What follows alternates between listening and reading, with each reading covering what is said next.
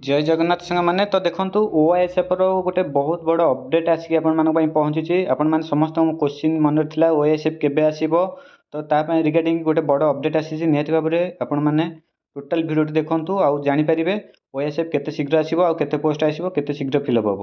ତ ଯେଉଁମାନେ ଚ୍ୟାନେଲରେ ପ୍ରଥମ ଅଛନ୍ତି ନିହାତି ଭାବରେ ଚ୍ୟାନେଲକୁ ସବସ୍କ୍ରାଇବ୍ କରି ରଖନ୍ତୁ, କାହିଁକିନା ଦେଖନ୍ତୁ ସବୁ କିଛି ଲାଟେଷ୍ଟ ଅପଡେଟ୍ ଆଉ ସମୟର ବହୁତ ପୂର୍ବରୁ ଆପଣଙ୍କୁ ମୁଁ ଇନଫର୍ମେସନ୍ ଦିଏ। ତ ଏଇ ଚ୍ୟାନେଲଟା ଆପଣମାନଙ୍କ ପାଇଁ ବହୁତ ହେଲ୍ପଫୁଲ୍ ରହିବ। ନିହାତି ଭାବରେ ଚ୍ୟାନେଲକୁ ସବସ୍କ୍ରାଇବ୍ କରି ରଖନ୍ତୁ। ତ ଚାଲନ୍ତୁ ଦେଖିବା କ'ଣ ରହିଛି ଅପଡେଟ୍।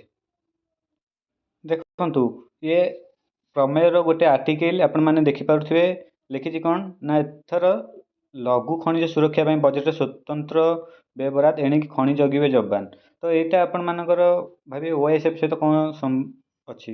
ତ ଦେଖନ୍ତୁ ଆପଣମାନେ ଟୋଟାଲ୍ ଏଇ ଆର୍ଟିକଲଟା ଆପଣଙ୍କର ଟେଲିଗ୍ରାମରେ ଛାଡ଼ିଦେବି। ଟେଲିଗ୍ରାମର ଲିଙ୍କ୍ ଡେସ୍କ୍ରିପସନ୍ ଲିଙ୍କ୍ରେ ଅଛି, ଜଏନ୍ ହେଇପାରିବେ।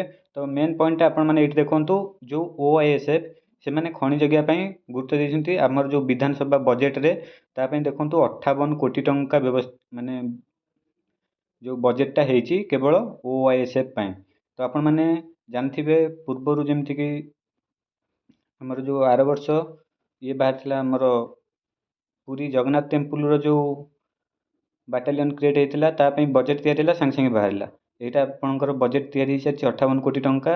ଏଇଟା ଆପଣମାନଙ୍କର କୌଣସି ମୁହୂର୍ତ୍ତରେ ବି ଆସିପାରିବ ଆଉ ବହୁତ ଶୀଘ୍ର ଆସିବ। ମାର୍ଚ୍ଚ ମାସ ଭିତରେ ଆପଣମାନେ 100% ଦେଖିବା ପାଇଁ ପାଇବେ OISF। ଆଉ ବହୁତ ଭ୍ୟାକେନ୍ସି ଆପଣମାନଙ୍କର ଆସିବା ପାଇଁ ଯାଉଛି, ଯେଉଁଟାକି 4000ରୁ 5000 ପ୍ଲସ୍।